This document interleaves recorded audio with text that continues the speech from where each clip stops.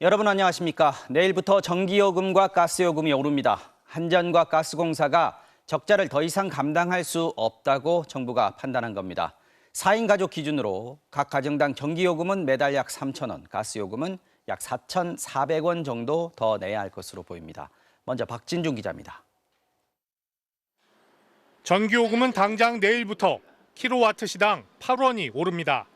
4인 가족을 기준으로 가정마다 매달 평균 약 3,000원을 더 내게 되는 겁니다. 에너지 공급의 재무 여건이 악화되는 상황이 지속될 경우 에너지 산업 생태계도 취약해질 수 있습니다. 지난 2년간 쌓인 한국전력 적자가 40조 원을 넘어 요금 인상 없이는 더 이상 버티기 어렵다는 게 정부의 설명입니다. 이번 인상으로 한전은 올해 2조 원가량의 부담을 덜게 됐습니다. 가스요금도 내일부터 1메가줄당 1.04원 인상됩니다. 하루 평균 150원, 월 4,400원의 요금이 더 나옵니다. 가스공사 역시 도시가스 미수금이 11조 6천억 원에 달합니다. 전기, 가스요금 동시 인상으로 각 가정이 매달 내야 하는 공공요금은 평균 약 7,400원 정도 늘어납니다. 대신 전기를 절약하면 덜 쓴 만큼 다음 달 요금에서 차감하는 이른바 에너지 캐시백 금액을 7월부터 킬로와트시당 최대 100원까지 확대하기로 했습니다.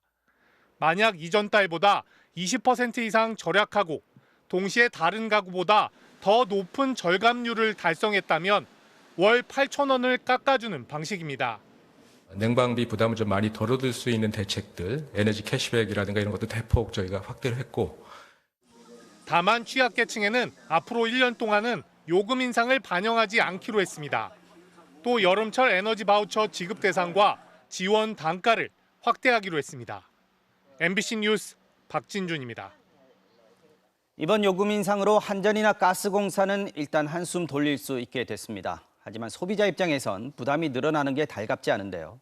특히 유난히 더울 거라는 올 여름을 앞둔 소상공인들의 걱정은 더 커졌습니다. 문다영 기자가 취재했습니다. 서울의 한 대형 PC방, 100개 넘는 자리에 손님은 반도 안 찼습니다. 곳곳이 빈자리지만 컴퓨터와 냉장고, 제빙기 등 각종 전기 제품이 내뿜는 열기에 PC방은 벌써 여름입니다. 2년째 이 가게를 운영 중인 우영화 씨는 당장 올 여름이 걱정입니다. 손님들 입장에서는 또 덥다고 생각하시면 더 나갈 수가 있어서 그냥 이래저래 걱정되니까 최소로도 가동을 하고 있어요, 항상. 지난달 전기요금만 150만 원, 그전 2달치도 못 내 480만 원이나 밀렸습니다. 한전은 전기를 끊겠다는 통지서를 보냈습니다. PC방 입장에서는 한 시간에 뭐 많아야 1,200원, 1,500원 사이 받는데 그걸로 감당이 안 되니까 기본 고정비가 올라가니까 더 힘들죠. 중국 음식점을 운영하는 허영숙 씨도 사정이 비슷합니다. 밀가루와 양파 등 식자재 가격이 너무 올라 당장 만들 음식의 재료비만 지불해도 주머니가 비어버립니다. 한 달 50만 원가량인 가스요금을 이미 2달치를 못 냈습니다. 식자재도 옛날 비하면 더블이라고 봐야 돼. 물건값이 지금. 그러니까 힘드는 거야. 너무 힘들어요. 사는 게 지금 어떻게 돼야 될지 모르겠어요. 지난해에만 3차례, 올해 1월 한 차례 인상에 이어 또다시 전기요금이 오른다는 말에 당장 장사를 접어야 할지를 고민해야 합니다. 앞으로요 좀 제발 우리 서민들 살게 좀 해줬으면 좋겠어. 다른 건 안 바래. 오늘 결정된 전기요금 인상은 당장 내일부터 적용됩니다. MBC 뉴스 문다영입니다. 2분기 공공요금 인상은 당초 지난 3월 말에 확정돼야 하는 사안이었지만 정부는 물가 인상 부담 때문에 계속 미루다가 결국 최근 한전과 가스공사의 자구안을 먼저 받은 뒤 한 달 반 늦은 오늘에야 요금 인상을 결정했습니다. 경제팀 박진중 기자와 좀 더 얘기 나눠보겠습니다. 자, 박 기자, 관심은 요금 인상 이게 끝이냐 하는 거 아니겠습니까? 당장 3분기 요금 인상 할지 말지 6월 말에 결정을 해야 되는 거잖아요. 결론부터 말씀드리면 쉽지 않다 이런 의견들이 많았습니다. 정치권과 전문가들에게 좀 취재를 해봤는데요. 네. 대부분 연내 추가 인상은 어렵지 않겠냐 이런 반응들이었습니다. 당장 다음 분기면 한여름입니다. 네. 한여름으로 되는데 전기 사용량이 급증하는 시기입니다. 그렇죠. 그렇다 보면 그때 전기료를 올리게 되면 서민들의 부담은 더 가중될 수밖에 없는 상황입니다. 더욱이 내년 4월에는 총선을 앞두고 있습니다. 네. 하반기로 갈수록 여론의 눈치를 봐야 한다는 점에서 추가 인상은 더 쉽지 않을 거다라는 의견들이 많았습니다. 네. 오늘 산업부 장관이 설명하는 자리가 있었는데요. 네. 그 자리에서도 질문이 나왔습니다. 하지만 명확한 대답은 없었는데요. 네. 이호연 산업부 전력혁신정책관 이야기 들어보시겠습니다. 네. 연내에 또 추가 인상 계획이 있으신지에 대해서 질문을 드립니다. 현재로서는 예단하고 있지 않고요. 종합적으로 검토해서 판단하겠습니다. 자, 이번 전기요금 인상으로 한전 같은 경우에 2조 원 정도 적자를 줄일 수 있다고 하던데 지금 한전 적자가 40조 원 넘지 않습니까? 맞습니다. 그러면은 이거 요금 이번에 조금 올린다고 이 경영난 문제가 해결되지는 않을 거 아닙니까? 맞습니다. 말씀하신 대로 근본적인 해결책은 되지 않습니다. 그나마 이제 숨통은 좀 튀었다 이런 반응입니다. 네. 또 이제 전기 생산의 원료인 국제 LNG 가격이 안정세를 보이고 있는 것도 긍정적인 부분입니다. 하지만 올해 1분기에만 6조 원의 적자를 냈습니다. 한전에서는. 네. 적자 폭도 줄지 않고 있는 상황입니다. 여기다 한전은 77조 원이 넘는 한전채를 발행해서 경영자금을 마련해 왔는데요. 이자만 40억 원이 그러니까 하루 이자만 40억 원 정도가 나갑니다. 엄청나네요. 네. 맞습니다. 그 어쩔 수 없이 추가 요금 인상의 필요성이 계속 제기될 수 있는데요. 네. 가정용 전기, 산업용 전기 가격의 차이, 또 배터리 등의 전기 사용이 점차 확대되고 있기 때문에 네. 그 부담을 누구에게 어떻게 나눌 것인가 이런 고민들이 앞으로 그 정부의 철학이 반영될 것으로 보입니다. 네, 잘 들었습니다. 박 기자 수고했습니다. 다음 소식입니다. 오늘 새벽 강원도 동해시 북동쪽 바다에서 규모 4.5의 지진이 발생했습니다. 올 들어 가장 강력한 지진이었는데요. 강원도는 물론 경북에서도 흔들림이 감지됐습니다. 정부는 지진 위기 경보를 관심에서 주의로 한 단계 높였습니다. 이준호 기자가 전해드립니다. 강원 동해시 도심에 설치된 CCTV입니다. 화면이 갑자기 위아래로 흔들리더니 차량들이 서서히 움직입니다. 비슷한 시각 삼척항에 정박한 해경 구조정을 비추는 카메라도 심하게 흔들리고 화면은 요동칩니다. 오늘 오전 6시 27분쯤 강원 동해시 북동쪽 52km 해역에서 규모 4.5의 지진이 발생했습니다. 진안과 가까운 동해에서는 굉음과 함께 흔들림이 느껴졌다는 신고가 잇따랐습니다. 베란다 쪽 창문이 돌풍 불 때 나듯이 바람 불 때 하듯이 막 이렇게 막 그런 소리가 나다가 이제 바닥으로 해서 제 몸이 이제 막 약간씩 떨리더라고요. 지진의 여파는 동해에서 40km 떨어진 강릉에도 전해졌습니다. 경포해변 입구에서 택시 한 대가 갑작스러운 진동에 놀란 듯 차선을 벗어나 주행합니다. 이런 바닷가 CCTV에서도 흔들림이 보일 정도로 이번 지진의 규모는 컸습니다. 관광객들도 크게 놀랐습니다. 아기가 놀려가지고 막 얼굴이 가리고 막 울고 무서워서 지금 얼른 나가야 되나 서울 올라가야 되나 많은 걱정을 했거든요. 이번 지진은 올 들어 한반도에서 발생한 지진 가운데 가장 강했고 역대 22번째 규모였습니다. 내륙이 아닌 해양에서 발생한 지진으로는 13번째로 강력한 지진이었습니다. 강원도는 물론 경북에서도 흔들림이 느껴지면서 모두 21건의 신고가 접수됐습니다. 다행히 큰 피해는 발생하지 않았습니다. 한국수력원자력도 원자력 발전소에 미친 영향은 없고 가동 중인 발전소 모두 정상 운전 중이라고 밝혔습니다. 우려스러운 것은 최근 지진이 더 자주, 더 강하게 발생하고 있다는 겁니다. 지난달 23일부터 오늘까지 이번 지진이 발생한 지역 인근에서 모두 36차례 지진이 발생했습니다. 규모 2.0 이상 지진이 16번이나 발생했고 흔들림은 점점 세지고 있습니다. 여러 번 그래가지고요. 먼저도 한번 이렇게 한데 그렇기 때문에 많이 사람이 불안감을 갖고 살고 있지 뭐죠. 하지만 지진 대비는 미흡한 실정입니다. 강원 지역의 내진 설계 대상 시설물 35만여 개 가운데 내진율은 11.6%에 불과합니다. 318km에 이르는 강원 해안가에 설치된 지진의 대피 안내판도 148개로 턱없이 부족합니다. 행정안전부는 지진 위기경보 단계를 주의로 한 단계 상향했고 해경도 지진의 위기경보를 주의로 높였습니다. MBC 뉴스 이준호입니다. 네, 그동안 동해안에서 발생한 연속 지진이 마침내 규모 4.5의 큰 지진까지 일으킨 건데 관건은 오늘 지진이 연속 지진의 마지막이 될 것이냐 아니면 이번 지진 역시 앞으로 올 더 큰 지진을 예고하는 것이냐 하는 걸 겁니다. 기후환경팀 현인아 기자의 분석 보시겠습니다.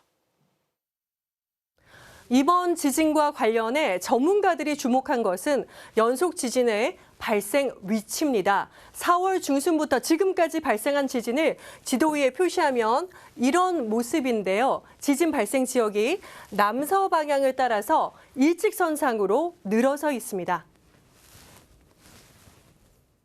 선상으로, 위에 선상으로 나타나는 거예요. 선상으로 나타난다는 얘기는 땅 속에서의 어떤 특정한 단층면과 연관되어 있을 가능성이 상당히 많다는 뜻이에요. 그래서 특정한 단층이 존재하고 그 단층 주위에서 지진이 발생한다는 의미가 되거든요. 또 하나 전문가들이 주목하는 것은 지진의 발생 깊이입니다. 국내 지진은 대부분 깊이가 10에서 20km 정도로 얕은데요. 이번 지진의 발생 깊이는 31km로 깊습니다. 이 지진이 보통 지진과는 다르다는 겁니다. 30km까지 지진이 발생할 수 있다. 다시 말하자면 큰 규모의 단층이 있을 가능성을 염두에 두고 조사를 해야 된다는 거죠. 동해안을 따라 알려진 단층대는 후포 단층과 울릉 단층이 있는데요. 전문가들은 이번 지진이 울릉 단층이 움직였을 것으로 추정합니다. 이번 지진 같은 경우에는 울릉 단층이 찢어지면서 지진이 발생할 것 같다라고 말씀을 드릴 수 있을 것 같아요. 한반도 주변 해저 단층 연구가 시작 단계라 정확한 위치는 모르지만 동해안에 살아있는 활성 단층이 존재한다는 게 다시 한번 확인된 겁니다. 중요한 건 추가 지진 발생 가능성입니다. 이번 지진이 동해안 연속 지진 가운데 가장 강한 본진이라면 당분간 큰 위험은 없습니다. 그러나 일부 전문가들은 이번 지진이 본진이 아닐 가능성에 주목하고 있습니다.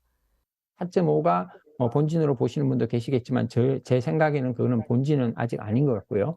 그래서 만약에 지금 계속 지진들이 미소지진이 일어나고 있는 영역이 단층으로서 활성화된다 그러면 아마 6 정도 내외의 지진은 발생시킬 수 있을 걸로 생각하고 있습니다.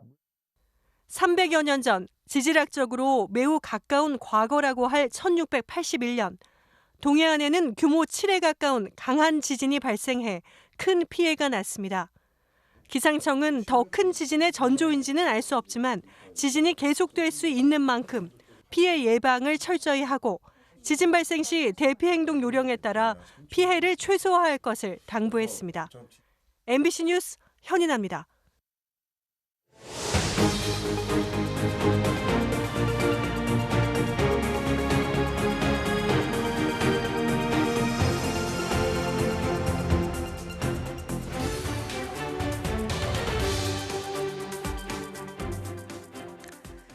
(5월 15일) 오늘은 스승의 날이죠. 교육 현장에서 헌신하는 선생님들께 감사를 표현하는 날인데요. 그런데 최근 학교에서는 교사들의 교권이 침해당하는 사례가 늘고 있다고 합니다. 무차별적인 민원이 아동학대 소송으로까지 이어지는 경우도 많다고 하는데 어디까지를 아동학대로 봐야 하는 건지 논란이 끊이지 않고 있습니다. 먼저 지윤수 기자가 교사들의 이야기를 들어봤습니다. 5년차 초등학교 교사인 이모 씨는 지난해 아동학대로 고소를 당했습니다. 학부모가 고소한 내용은 이렇습니다. 아이의 알림장에 도장을 찍어주지 않았다. 온라인 수업 발표에서 웃어주지 않았다. 교사가 자기 아이만 차별했다는 겁니다. 전학 가는 아이에게는 친구들이 편지를 써주게 했으면서 전학을 온 자기 아이는 환영해주지 않았다고 문제 삼기도 했습니다. 아이가 말하는 게 곧 증거가 돼버리는 상황이라 기록이라든지 이런 것들로 증거를 만들어 가야 되는 그런 상황이었어요. 고소하기 전 이 학부모는 교사에게 금전적인 보상을 요구했습니다. 교사의 차별 때문에 아이가 심리 상담을 계속 받아야 하니 치료비를 달라는 거였습니다. 경찰 조사를 받으며 4개월 동안 법적 다툼에 시달린 끝에 이 교사는 무혐의 처분을 받았습니다. 선생님이 되어서 기대감도 있었고 설레임들도 많이 있었는데 이 직업을 선택한 걸 좀 후회하기도 하고 계속 내가 교사 생활을 할 수 있을까?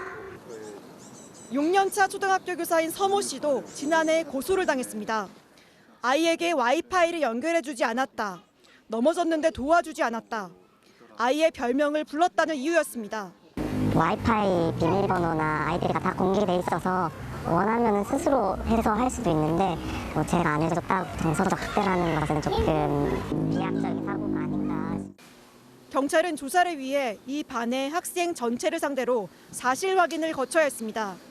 전수조사가 필수라고 하더라고요. 불필요한 경찰 조사를 받은 것이 오히려 더 정서적 학대가 아닌가. 서모 교사 역시 무혐의 처분을 받았지만 상처는 컸습니다. 같이 호흡하는 그런 수업을 많이 했었는데 요즘에는 같이 뭔가 한다는 걸 두려워해서 일방적인 교육적으로만 가고. 학부모들의 고소가 이어져도 교사들은 학교나 교육청의 도움을 얻기는 어렵다고 말합니다. 관련 제도가 아무것도 교사 편인 게 없어서 교사로서 할 수 있는 행동이 없는 게 많이 무력하게 느껴졌습니다. 학생들을 바르게 지도하겠다는 마음으로 학교를 선택한 선생님들이지만 교사의 권위는 지속적으로 위협받고 있습니다.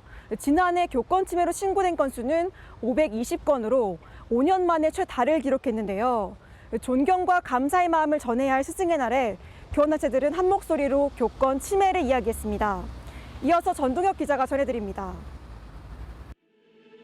제42회 스승의 날 기념식. 선생님의 공로를 축하하는 자리지만 축사 내용엔 걱정과 우려도 담겼습니다. 아이들을 가르치고 아이들의 미래를 투자해야 할 그런 선생님들이 아동폭력을 신고당하지 않을까. 마지막으로 학생과 학부모님께 부탁드립니다. 조금 불편이 있고 불만이 하시더라도 선생님을 신뢰하고. 특히 교사를 상대로 한 이딴 고소 고발에는 안타까움을 나타냈습니다. 그래서 선생님들이 한번 그걸 겪고 나면은 좌절감이 들어서 애기들한테 쓰는 자체가 굉장히 부담스러워해요.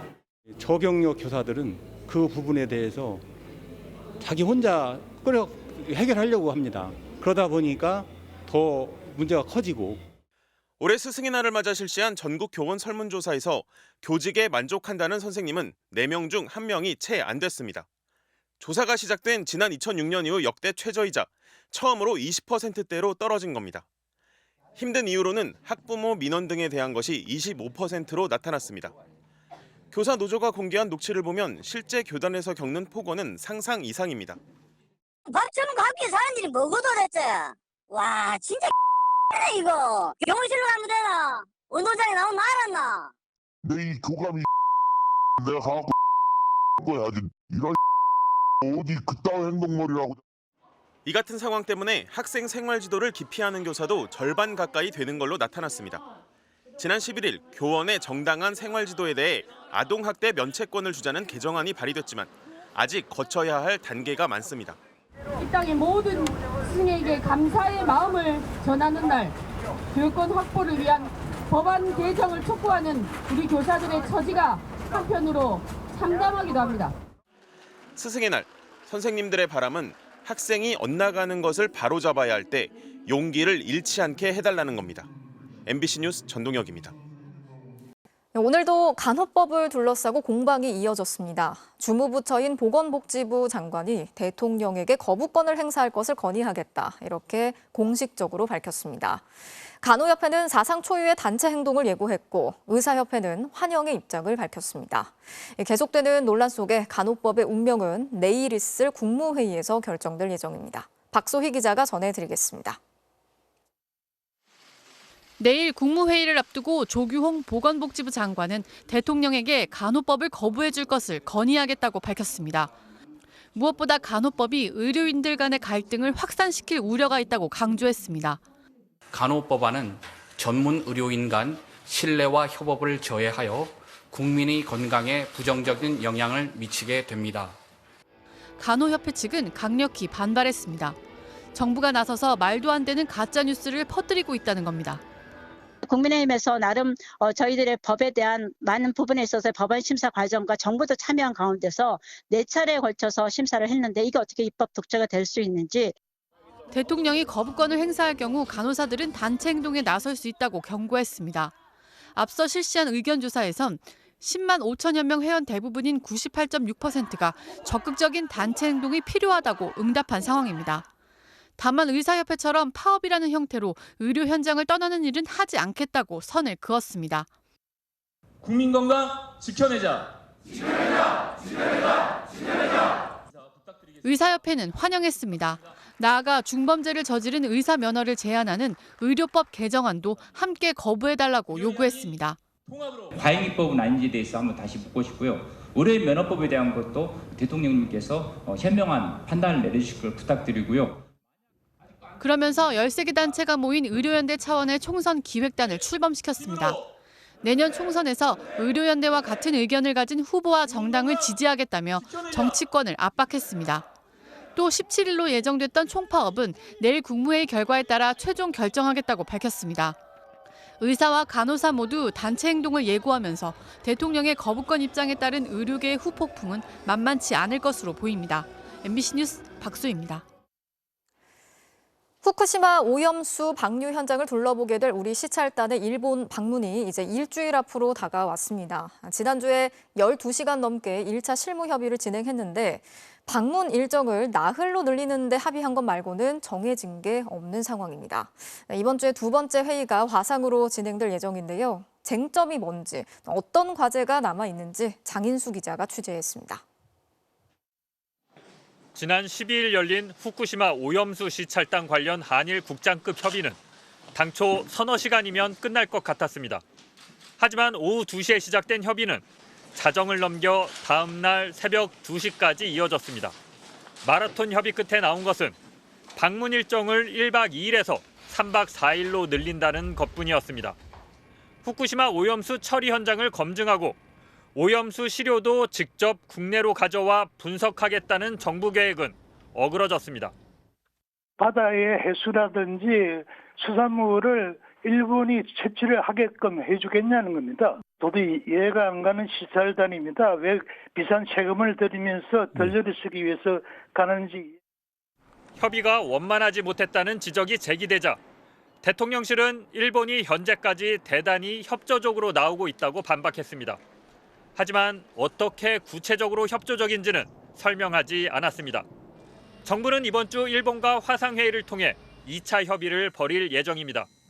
2차 협의에서도 다핵종 제거 설비인 이른바 알프스와 해저 터널을 포함한 해양 방류 시설에 대해 직접 살펴보겠다고 한 우리 측 요구를 일본이 받아들일지가 관건이 될 것으로 보입니다. 한편 정부는 일본에서 들어오는 선박들의 평형수 검사를 강화하기로 했습니다. 평형수는 선박의 균형을 잡기 위해 탱크에 주입하는 바닷물을 말하는데 현재 후쿠시마와 미야기현에서 출발한 선박들에 대해서만 방사능 오염 여부를 조사하고 있습니다. 오는 22일부터는 후쿠시마 인근 6개 현에서 출발해 국내로 들어오는 모든 선박들을 조사할 계획입니다. MBC 뉴스 장인수입니다. 자, 후쿠시마 시찰단 관련해서 앞서 리포트 전해드린 장인수 기자와 함께 좀 더 이야기 나눠보겠습니다. 장인수 기자 나와 있는데요. 장 기자. 네. 자, 이번 후쿠시마 오염수 시찰을 일본 측이 먼저 제안했다 이런 보도가 있던데 맞습니까? 네, 스가 요시히데 전 일본 총리가 일본의 한 방송에 출연해서 한 말인데요. 네. 한국의 전문가들이 일본을 방문하는 걸 환영한다라고 하면서 윤석열 대통령에게 자신이 직접 말을 했다고 밝혔습니다. 스가 전 총리의 발언 들어보시죠. 예.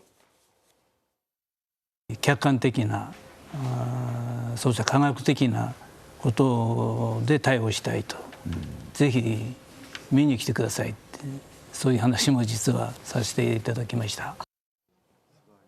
스가 전 총리가 윤석열 대통령을 만난 것은 지난 3월 17일인데요. 윤석열 대통령이 정상회담을 위해서 일본을 방문했을 때 간담회가 있었는데 그 자리에서 스가 전 총리가 먼저 시찰단 파견을 이야기했다고 합니다. 그렇군요. 자, 시찰단을 일본 측이 먼저 이제 제안을 한 거라면 아무래도 우리보다는 일본의 필요 때문에 우리 시찰단이 가는 것 같다 이런 생각이 들 수밖에 없거든요. 네, 한국과 일본 양국의 이해가 맞아 떨어졌다고 보는 게 좋을 것 같습니다. 오염수 방류를 앞두고 일본 입장에서는 오염수가 안전하다는 걸 한국을 비롯한 세계에 홍보를 하고 싶었을 거고요. 예. 한국 입장에선 국민들의 우려가 큰 상황에서 우리 정부가 나서서 직접 검증을 해봤다 이런 걸 또 알릴 필요성이 많았을 겁니다. 어느 한쪽의 일방적인 필요라기보다는 이해가 맞아떨어졌다 이렇게 보는 게 맞을 것 같습니다. 그런데 문제는 시찰단을 바라보는 시각이 서로 다르다는 겁니다. 그렇죠. 우리 입장에서는 안전성을 검증하겠다는 것이고 일본은 그건 아니다 이런 입장인데요. 네. 이런 엇박자가 나면서 그러려면 시찰단은 보내서 뭐 하냐, 들러리 서러 가는 거 아니냐 이런 무용론까지 나오자 정부는 서둘러서 진화에 나서는 모양새입니다. 대통령실 관계자가 오늘 기자들을 만나서 일본이 대단히 협조적이다 이렇게 이야기를 했는데요. 좀 일본을 두둔하는 듯한 그렇네요. 인상을 주고 있습니다. 예. 또 국책기관인 한국원자력연구원이 오늘 기자간담회를 열었는데요. 이 자리에는 웨이드 앨리슨 옥스퍼드대 명예교수가 참석했습니다. 그런데 웨이드 교수는 오늘 기자간담회에서 네. 후쿠시마 오염수 1리터를 마셔도 된다. 일본을 믿어라. 이런 발언을 했는데요. 예. 웨이드 교수는 평소 방사선과 원자력의 위험성이 과장됐다. 저준위 방사능은 좀 노출돼도 괜찮다. 이런 주장을 해온 학자입니다. 네. 우리 국민들의 불안감이 높은 상황에서 국책기관이 왜 굳이 이런 주류 학계와는 다른 일방적인 주장을 하는 교수를 데려다가 기자간담회를 한 것인지 그 의도가 의심스럽다는 반응이 나오고 있습니다. 그렇네요. 웨이드 교수의 발언 좀 파장이 있을 것 같습니다. 지금 시찰단 파견을 발표하고 나서 논란이 더 커지고 있는 상황인데 이런 상황에서 통영시장이 또 논란이 될 만한 발언을 했어요. 네, 천영기 통영시장이 지난 목요일에 한 발언이 논란이 되고 있습니다. 천 시장은 후쿠시마 오염수 방류를 이야기하지 않는 게 낫다 이런 말을 했는데요. 예. 후쿠시마 오염수 이야기를 하면 그 수산물이 잘 안 팔릴 테니까 아예 입을 닫고 살자 이런 취지로 이야기를 한 겁니다. 사실 남해안 지역 어민들의 걱정이 지금 어느 때보다 큰 상황인데요. 그렇죠. 특히 부산은 후쿠시마 시찰단에 부산도 참여하게 해달라 이런 주장까지 하고 있는 상황입니다. 지역민들을 걱정해서 한 이야기라고는 하지만 통영시장이 말을 좀 가려서 했으면 어땠을까 하는 아쉬움이 남습니다. 예, 말씀하신 것처럼 방류 시점이 다가오면서 국민들의 불안감이 커지고 있습니다. 이 소식 계속해서 지켜보도록 하겠습니다. 장인수 기자 잘 들었습니다.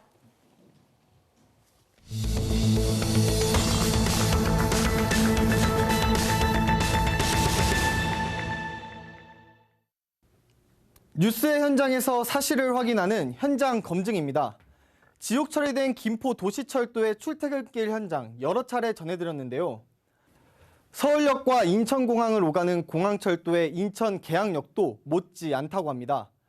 보시는 것처럼 이곳은 인천 지하철 1호선과 공항철도의 환승역인데요. 2007년 개통 때만 해도 주로 여행자들이 탔는데 이후 검단신도시, 청라국제도시 조성으로 주변 인구가 급증하면서 혼잡이 극심해졌습니다.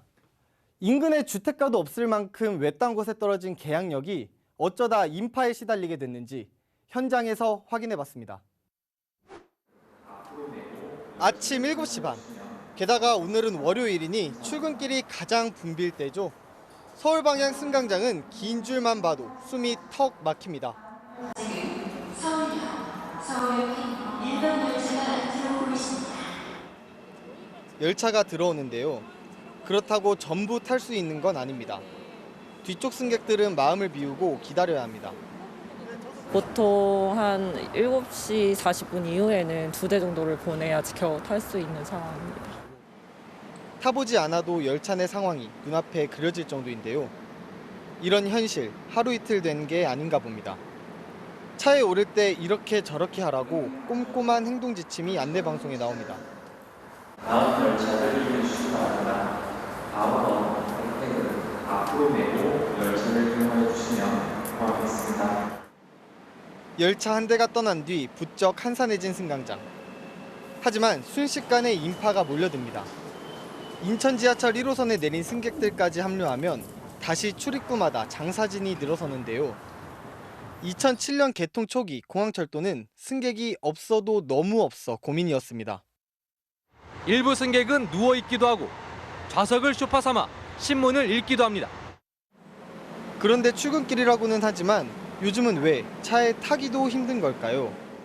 공항철도 노선이 지나가는 인천 서북부 인구가 급격히 늘고 있기 때문입니다. 공항신도시부터 청라, 검단신도시에 이르기까지 인천공항을 출발하면 거의 예외 없이 대규모 주거단지를 만납니다. 청라국제도시와 검단신도시가 있는 인천 서구는 인구가 이달 들어 60만 명을 넘었습니다. 이 추세라면 내년 말쯤 서울 송파구를 제치고 전국 최다 인구의 자치구가 될 걸로 보입니다. 요 근래 1년 정도 전후로 해서 한 2배 이상 늘어난 것 같아요. 검단신도시에서 대부분 9호선을 이용하기 때문에 김포공항 쪽으로 9호선을 연결할 수 있는 버스가 좀 더 늘어났으면 하는 바람이 있어요. 가뜩이나 혼잡한 열차에 취재진까지 민폐를 끼칠까 싶어 저희는 차를 여러 대 보낸 뒤 올라타봤습니다. 출근 시간이 조금 지난 8시 40분인데요. 여전히 열차 안은 서로 어깨가 부딪힐 정도로 비좁은 모습입니다. 최근 집중 조명을 받았던 김포도시철도와 비교하는 승객도 있습니다. 뭔가 김포 그 라인 타시는 분한테 실례가 될까봐 좀 조심스럽기는 한데요. 그래도 여기도 그렇게 쉬운 편은 아니라고 생각합니다. 서울 지하철의 경우 승객 수가 열차 정원의 150%를 넘으면 혼잡 단계로 분류합니다. 공항철도의 혼잡도 역시 최고 150%를 넘긴다는 게 운영사 측의 진단인데요. 하지만 측정 기준이 달라 승객 안전을 위협할 정도는 아니라고 합니다. 공항철도는 2025년 말까지 열차 9대를 추가 투입하겠다지만 애당초 인천공항 여객 수에만 맞춰 설계된 게 문제였다는 지적이 나옵니다. 현장 검증 백승호입니다.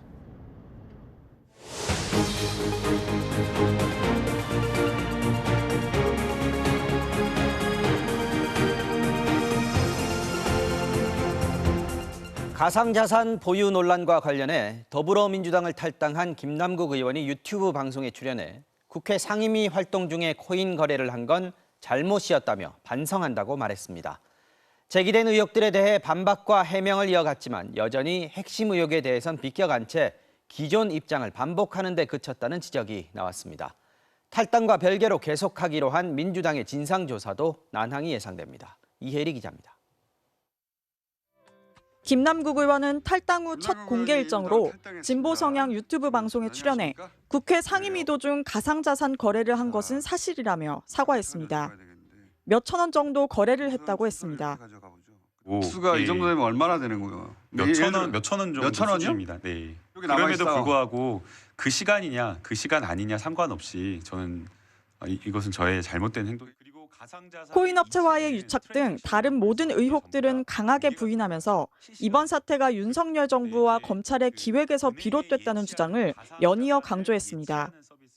결국에는 지금 윤석열 정부가 하고 있는 여러 가지 실정들을 전부 다 이 이슈로 덮어버리기 위해서 의도적으로. 민주당은 김 의원의 탈당과 무관하게 조사를 계속하겠다는 방침이라고 했습니다. 진상조사단이 조사를 멈춰서는 안 된다. 비록 본인이 탈당을 한다고 하더라도 협조를 구해서 당이 이 사안에 대해서 정확하게 더 파악해야 된다라고 하는 요청과 실행에 난항이 예상됩니다. 김 의원이 이용 거래소, 거래 지갑과 종목, 투자 수익 등 자료를 상당수 제출하지 않은 데다 탈당 후 조사에 동의하는지도 아직 불분명하기 때문입니다. 당 진상조사단 관계자는 김 의원에 대해 협조하려는 사람이 유튜브 방송에 나가 발언을 하느냐며 협조하려는 태도가 아니라고 불쾌감을 드러냈습니다. 국민의힘은 김 의원의 코인 투자 의혹을 코인 게이트로 명명한 뒤 진상조사단을 가동해 민주당 의원 전체를 겨냥하고 있습니다. 김남국 의원에 대해서만 하는 것은 아니라고 저는 그렇게 알고 있고 그렇게 앞으로 운영을 하려고 하고 있습니다. 김 의원에 대해서도 국회의원직을 사퇴하라며 끝까지 버틴다면 국회의원직을 박탈할 수 있도록 민주당이 협조해야 한다고 압박했습니다. MBC 뉴스 이혜리입니다. 민주당은 어제 6시간에 걸친 의원총회 끝에 결의문 첫 번째 조항으로 김 의원에 대한 계속 조사 방침을 강조했습니다. 하지만 이 자리에서 지도부의 미온적 대처가 사태를 키웠다는 비판이 쏟아졌고 이재명 대표의 재신임을 물어야 한다는 요구까지 나오는 등 계파 갈등 조짐마저 보이고 있습니다. 이어서 박윤수 기자가 보도합니다. 6시간 동안 총회를 마치고 나오는 당 지도부의 표정은 무거웠습니다. 쇄신 의원 총회를 이름으로 내세웠지만 회의 발언은 김 의원에 대한 비판이 주가됐습니다. 국회 윤리특위에 제소하겠습니다라고 하는 것이 어제 결의안의 첫 번째 항으로 올라올 거라고 생각을 했는데 없어요. 국회의원 제명까지 가능한 얘기입니다. 김남국 의원에 대한 당의 미온적 대처, 늑장 대응도 성토 대상이 됐습니다. 민주당 지도부는 김 의원의 코인 투기 의혹이 계속 불거지고 닷새가 지나서야 첫 번째 조치를 내놨습니다. 당대표의 윤리감찰 지시는 김 의원이 법사위 회의 중 코인을 거래했다는 의혹 이후에 나왔습니다. 일부의 최고위원들마저도 나서가지고 김남국 의원은 아주 가난한 사람이니 깨끗한 사람이 이런 얘기들 했지 않습니까? 네. 30명 넘는 의원들이 마이크를 잡고 3년 만에 처음 발언하는 의원들도 나올 만큼 엄중한 위기의식이 퍼지는 속에 이재명 책임론도 등장했습니다. 비공개 의총에서 친이낙연계 서른 의원은 이 대표의 사퇴를 직접 언급했고 또 다른 초선 의원은 이 대표가 재신임을 받아야 한다고 주장했습니다. 지도부 회의에서는 이 대표의 면전에서 민주당의 모습이 내로남불이라는 발언도 나왔습니다. 위선과 선민의식만 남아있는 정당이 아닌지 자성해 봐야 한다고 생각합니다. 반면 친이재명계 의원들은 이 대표 재신임을 주장한 의원들을 향해 그동안 무슨 일을 했다고 그런 말씀을 하시느냐고 맞받거나 정부 여당과 잘 싸우는 의원들이 한 명씩 사라지면 누가 당을 위해 싸우겠느냐고 했습니다. 전당대회 돈봉투 의혹으로 2명의 탈당 사태를 맞았던 민주당에 또 한 명의 탈당과 후폭풍이 그동안 잠잠했던 계파 갈등을 불러오고 있습니다. MBC 뉴스 박인수입니다. 정치권에선 김남국 뿐이겠느냐, 이참에 국회의원들이 가진 가상자산 전수조사해보자는 의견이 나오고 있습니다. 여야 모두 좋다 해보자고는 하는데 당장은 의원들 스스로의 신고에 맡길 수밖에 없는 상황입니다. 재산 공개 대상에 가상자산을 포함시키는 법안을 조속히 처리하자 여야가 뜻을 모은 건 아직은 여기까지입니다. 구민지 기자입니다.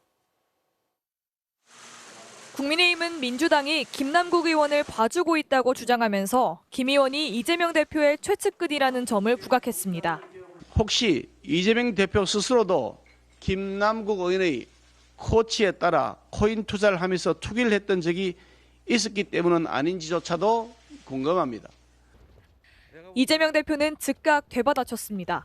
김기현 대표나 그 측근들이 코인 많이 가지고 있지 않을까 하는 생각이 들긴 하네요. 그런 얘기하는 걸 보면. 그러면서 여야 의원들을 상대로 가상자산 보유 여부를 전수조사하자고 공식 제안했습니다. 이처럼 여야 모두 가상자산 전수조사를 하겠다며 목소리를 높이는 상황.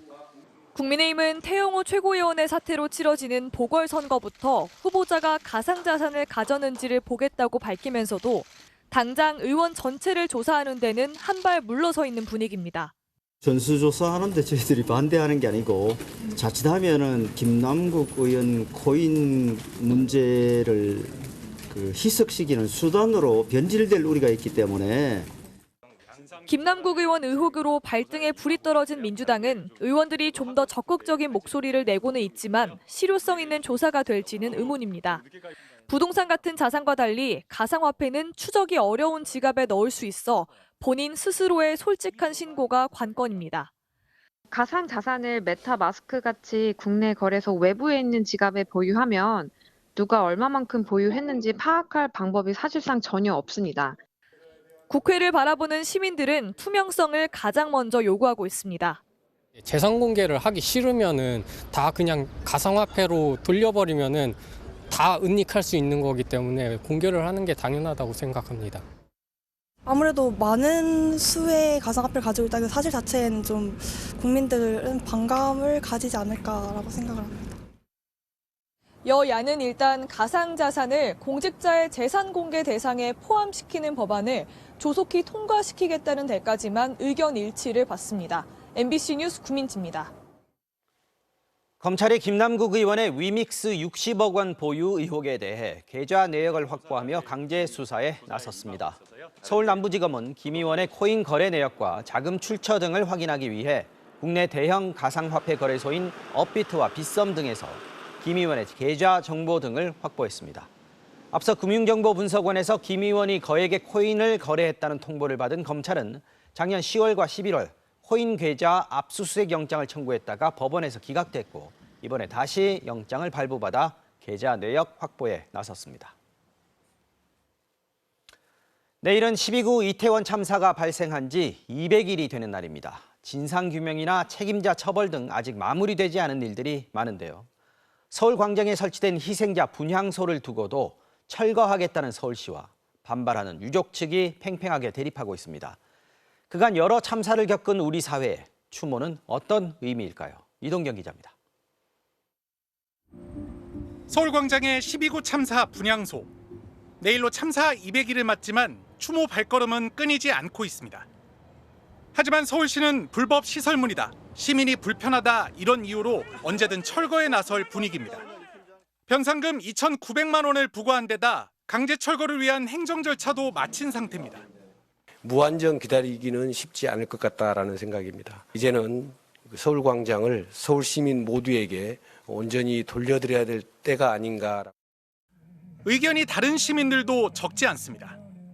사실 이게 분향소가 있는지는 몰랐는데 크게 불편함을 느끼지는 못했습니다. 분명히 사회에서 양면이 있다는 것 아이들도 커가면서 알아야 되는 부분이라. 쉬러 오시는 분들은 이 공간에서 쉬시면 되니까 서로 그렇게 막 있으면 보기가 안 좋다 이런 거는 딱히 신경 안 쓰이는 것 같아요. 당초 서울시는 이태원 일대 실내 장소와 녹사평역 지하 4층 공간을 쓰라고 했다가 현재는 서울광장 인근 건물 3층을 대안으로 제시하고 있습니다. 유족들은 거부했습니다. 추모 공간을 눈에 띄지 않는 곳으로 옮기려는 게 서울시의 의도라는 겁니다. 눈으로 확인할 수 있는 공간이 없으면 금방 기억에서 사라져버립니다. 이런 참사가 다시는 일어나서는 안 되겠다는 것을 각인시켜드리기 위해서 서울광장 건너편 시의회 앞에 설치된 세월호 기억 공간도 비슷한 갈등을 겪고 있습니다. 불법 점유 상태로 이미 3,300여만 원의 변상금 통지서가 날아들었습니다. 안산시에 조성하려던 추모 공간은 4년 넘도록 착공조차 기약이 없습니다. 90년대 삼풍백화점이나 성수대교 붕괴 등 잊을 수 없는 참사의 추모 공간들 역시 현장과 멀거나 인적이 드문 곳에 있습니다. 지난 2001년 3,000명 넘는 사망자를 낸 미국 9.11 테러 현장은 대형 추모 공간으로 탈바꿈했습니다. 9/11, never forget. That's like a slogan. I think it should be easy for people to see. I think they're very similar, but they're both disasters. And I think that the families should be able to have a place to go and pay their respects. MBC 뉴스 이동경입니다.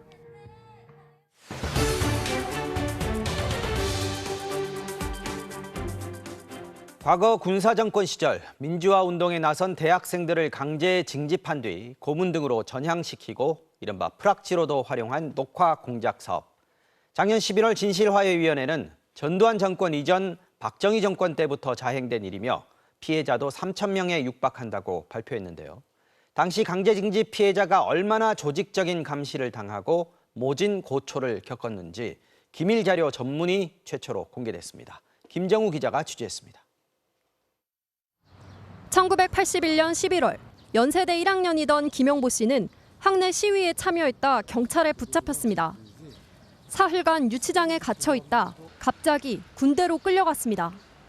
만 19살, 군에 갈 나이도 아니었습니다. 우리들을 다 마이크로버스에 태웁니다. 커튼을 다 치고 어디론가 데려가죠. 거기 가보니까 이제 의정부에 있던 101보충대라는 곳입니다. 20세가 돼야 하는 건데. 이후 김 씨의 일거수일투족은 모조리 국군 보안사령부에 보고됐습니다. 정보공개 청구를 통해 김 씨가 받은 보안사 기밀 자료. 모친의 병원 호전 소식에 김 씨가 기쁜 표정을 지었다는 가족 면회부터 훈련으로 잠이 모자란다고 했다고 동료에게 한 푸념까지 기록됐습니다. 여가 시간에 소설 여명의 눈동자를 읽었다, 기타를 다룬다 등 시시콜콜한 신변 얘기가 깨알같이 적혔습니다. 알고 보니 마음을 터놓고 지냈던 동료가 보안사의 협조망, 즉 끈앞풀이었습니다. 슬펐던 거는 저보다 이제 한 2기수 늦은 동료가 하나 있었죠. 그래서 개인적으로 굉장히 친했습니다. 전환자를 보니까 그 친구가 소위 망원이었던 거예요. 심각한 문제는 편지에서 터졌습니다. 대학 동기에게 보낸 글에서 단결해서 싸우자고 적었다가 보안사에 끌려가 고문에 시달렸습니다. 결박해서 앉혀놓고 맞은편에 이제 서치라이트 같은 굉장히 강한 라이트를 제 얼굴에 쏩니다. 근데 3일 정도를 잠을 안 재웠던 것 같아요. 그 상태에서 졸면은 무자비한 폭행. 김 씨는 결국 문제의 편지가 북한의 지령에 따른 것이었다고 허위 자백했습니다. 서빙구 분실로 또 옮겨졌죠. 고문에 못 이겨서 제가 제 친구들이나 뭐 누구와 무슨 책을 읽었다, 뭐를 했다 이런 거를 얘기해서 그 사람들이 거기에 끌려왔고 수사관이 옆방에서 나는 비명소리가 네 친구 누구누구야. 그때 죄책감은 40년이 흘러도 생생합니다. 죄송합니다. 잠깐만.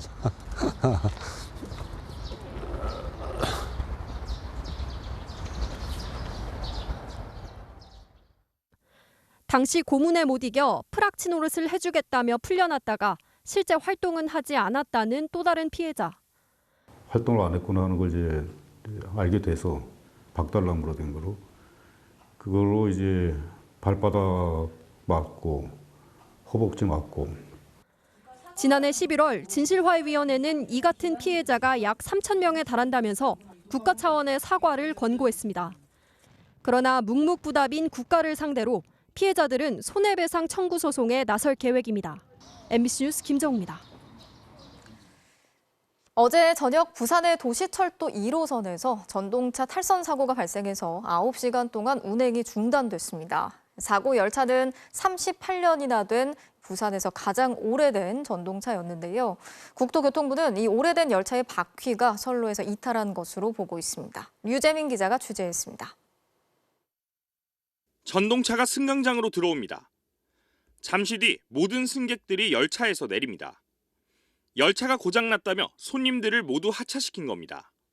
고장을 일으킨 열차는 승객들이 이곳 승강장을 통해 모두 빠져나간 뒤 비상운전으로 기지창이 있는 신평역으로 향했습니다. 단순 고장인 줄 알았는데 알고 보니 탈선 사고였습니다.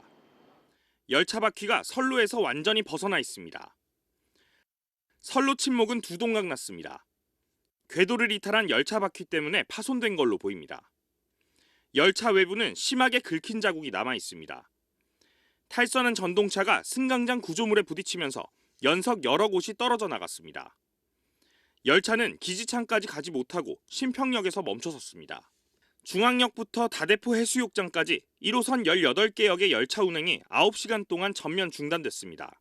현재 신평역 열차 고장으로 1호선 전 열차가 현재 역에 무한정 대기 중입니다. 국토교통부도 철도 안전감독관 등을 파견해 원인 규명에 나섰습니다. 상황 사진들 봤고요. 그러니까 이제 탈선된 거죠. 침묵하고 쓰러져나간 게 이런 거는 조금 파손이 된 걸로 저희가 알고 있습니다. 사고가 난 열차는 도입된 지 38년 된 가장 오래된 열차로 올해 신형으로 교체돼 폐차를 앞두고 있었습니다. 1호선의 67%, 2호선의 절반에 달하는 열차가 도입한 지 25년이 지난 노후 열차입니다. 40년이 다 된 차량을 아직 운행하고 있는 것 자체가 언제든지 좀 사고 또는 고장이 나타날 우려가 가능성이 높은 거죠. 부산교통공사는 오는 2027년까지 도시철도 1, 2호선 전 열차를 신형으로 교체하겠다는 계획이지만 계속 늦어지는 열차 교체에 탈선 사고는 최근 2년간 3차례나 발생했습니다. MBC 뉴스 류재민입니다. 여러 종류의 마약류를 상습 투약한 혐의를 받고 있는 배우 유아인 씨의 수사가 벌써 석 달 넘게 이어지고 있습니다. 유 씨는 조사 때마다 언론에 노출되기 싫다면서 출석 일정을 연기하고 있는데요. 경찰은 출석일이 조율되지 않으면 체포를 할 수도 있다고 밝혔습니다. 윤상문 기자가 취재했습니다. 두 번째 경찰 조사가 예정됐던 지난 11일, 유아인 씨는 취재진이 대기하던 서울경찰청 마포청사 앞까지 왔다가 그냥 돌아갔습니다. 비공개 출석이 원칙인데 사실상의 공개 조사라는 불만이었습니다. 앞서 지난 3월 1차 출석 때도 당초 일정을 사흘 미룬 뒤 나왔습니다. 불미스러운 일로 이런 자리에 서서 그동안 저를 사랑해 주셨던 많은 분들께 큰 실망을 드리게 된 점 깊이 반성합니다. 죄송합니다. 마약 투약 의혹이 제기된 지 약 50일 만에 처음으로 공개 입장을 밝혔던 겁니다. 결국 기자들 앞에 선 유 씨는 사죄의 뜻을 밝히면서도 대마 투약을 제외한 대부분의 혐의를 부인했습니다. 모바일 검사에서는 코카인 좀 검출됐다는 또 그것도 있는데 이 부분도 좀 적극적으로 소명을 하신 건가요? 유 씨의 마약류 투약 의혹이 처음 알려진 건 지난 2월. 식품의약품안전처가 프로포폴 상습 투약 혐의로 경찰에 수사를 의뢰했습니다. 불구속 상태로 조사를 받던 유 씨는 이후 모발 검사 등에서 여러 종류의 마약류 성분이 검출됐습니다. 하지만 석 달이 넘게 조사가 길어지고 유 씨의 출석 거부마저 잇따르면서 경찰은 강제 수사 가능성을 내비쳤습니다.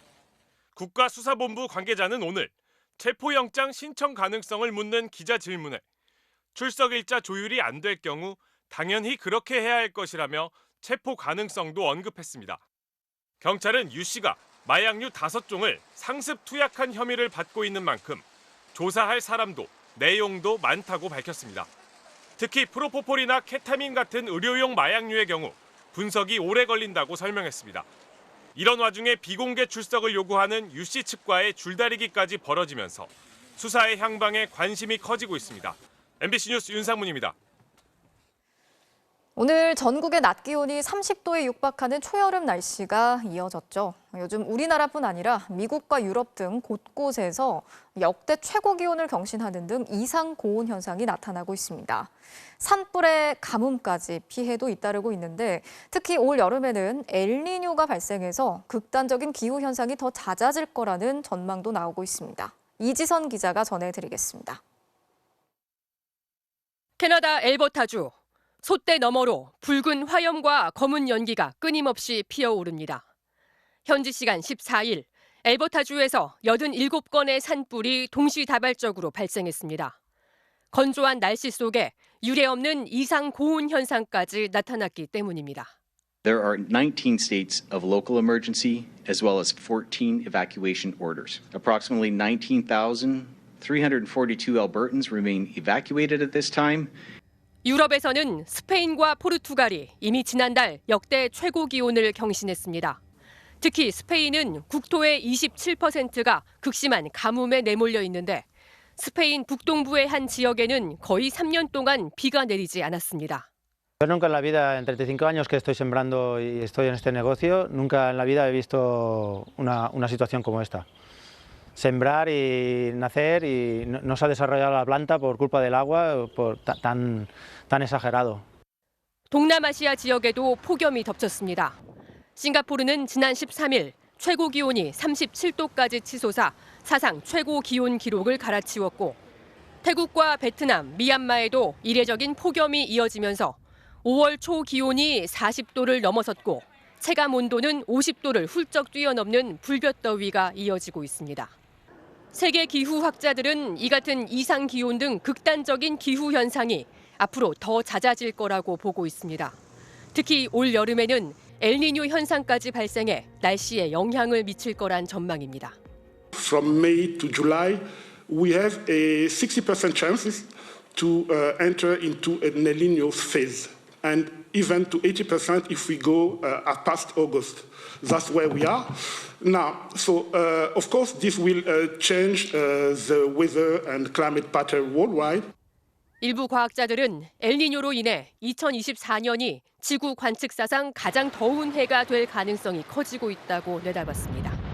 MBC 뉴스 이지선입니다. 어제 튀르키예에서는 대통령 선거가 치러졌는데요. 20년 넘게 집권 중인 현 대통령이 당초 부진할 거라는 예상과는 달리 1위를 차지했습니다. 하지만 과반 득표에는 실패해서 결선을 치러야 하는 상황인데요. 그 결과가 우크라이나 전쟁 같은 국제 정세에도 영향을 줄 것으로 보여서 각 나라들이 결과를 주시하고 있습니다. 파리에서 조명아 특파원이 취재했습니다. 현지 시간으로 14일 치러진 튀르키예 대선. 개표 결과 레제프 타이이프 에르도안 현 대통령이 49.4%, 야당인 공화인민당의 케말 클루츠 다루울로 대표가 44.96%를 득표했습니다. 1차 투표에서 과반 득표자가 나오지 않으면서 두 후보는 보름 뒤인 오는 28일 결선 투표를 치르게 됩니다. Seçim sonuçlarının henüz kesinleşmemiş olması milletimizin tercihinin açık ara bizden yana olduğu gerçeğini 1차 투표에서 에르도안 대통령이 과반에 가까운 선두를 차지한 건 예상 밖입니다. 살인적인 물가 상승과 리라화 폭락, 올해 초 발생한 대지진에 대한 무능한 대응으로 에르도안 대통령의 인기가 떨어졌기 때문입니다. 당초 승리를 점쳤던 공화인민당 측은 결선 투표행을 수락하며 2차 투표에선 반드시 승리하겠다고 밝혔습니다. Erdoğan bütün iftira ve hakaretlerine rağmen beklediği sonucu alamamıştır. Bu seçimi ikinci turda mutlaka ama mutlaka kazanacağız.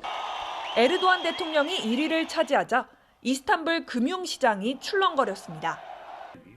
이스탄불 증시는 대선 1차 투표 결과가 나온 뒤인 이날 오전 개장전 지수가 6.38% 하락하자 거래 중단을 위한 서킷 브레이커를 발동하기도 했습니다. 에르도안 대통령이 대선에 승리하면 2028년까지 25년간 통치를 이어가게 됩니다.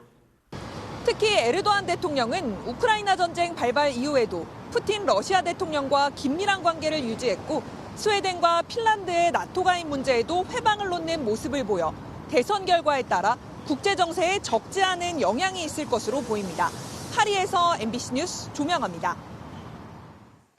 수백억 원대 횡령과 뇌물수수 혐의 등으로 징역형을 선고받았다가 지난해 사면 복권된 이명박 전 대통령이 오늘 측근들과 함께 청계천을 찾았습니다.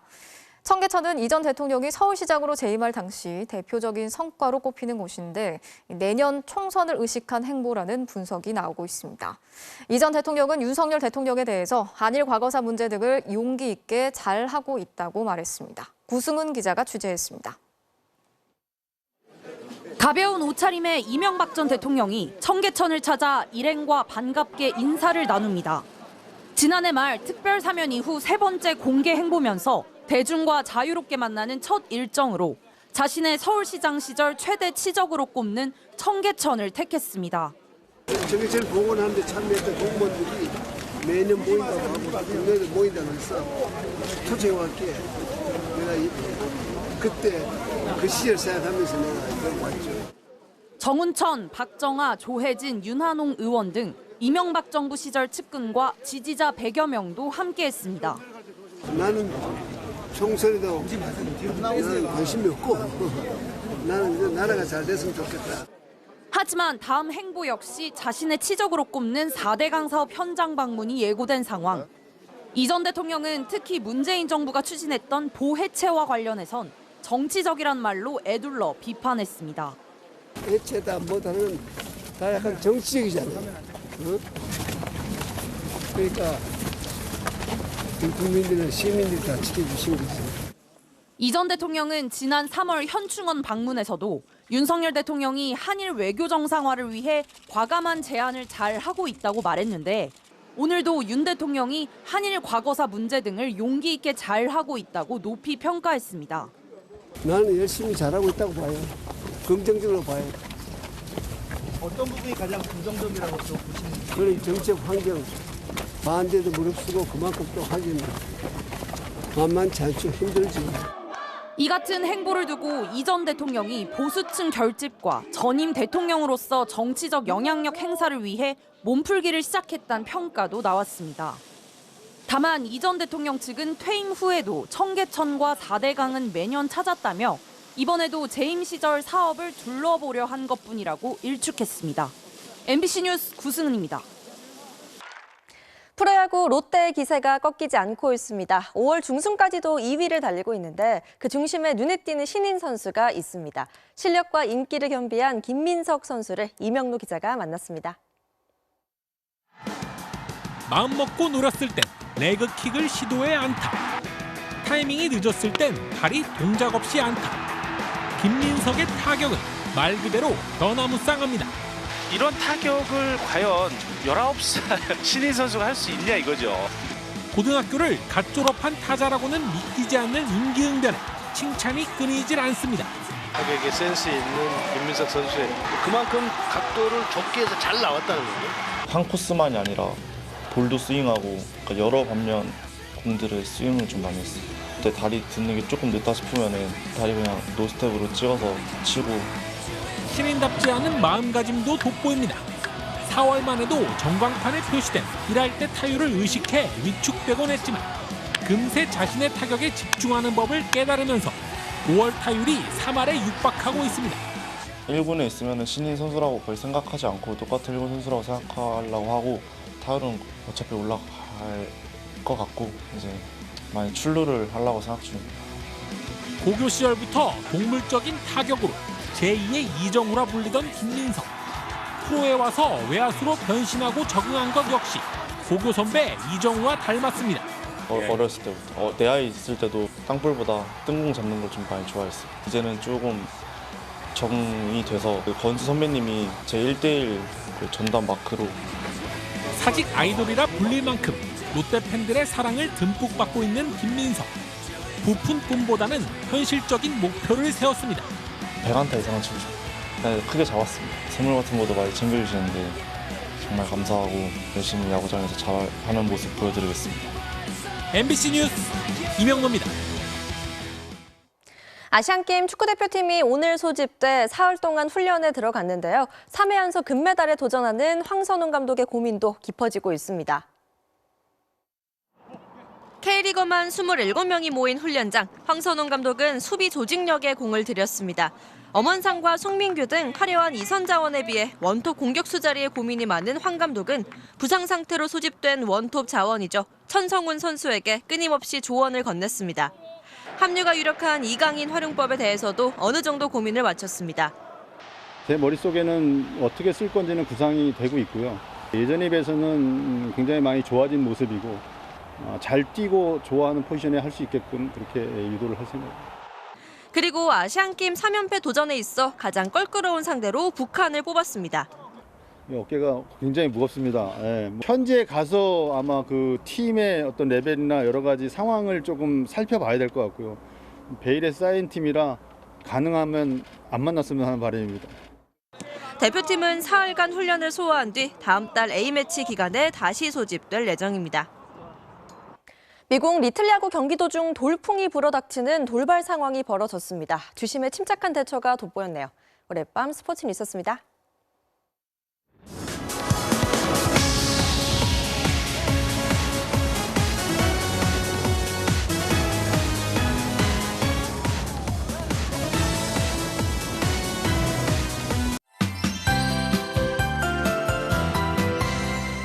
본격적인 여름이 시작되기도 전에 고온 현상이 다시 기세를 올리고 있습니다. 내일은 더위가 더 심해지겠는데요. 구미가 34도까지 치솟는 등 경상도 내륙과 동해안을 중심으로는 33도 이상을 웃돌겠고요.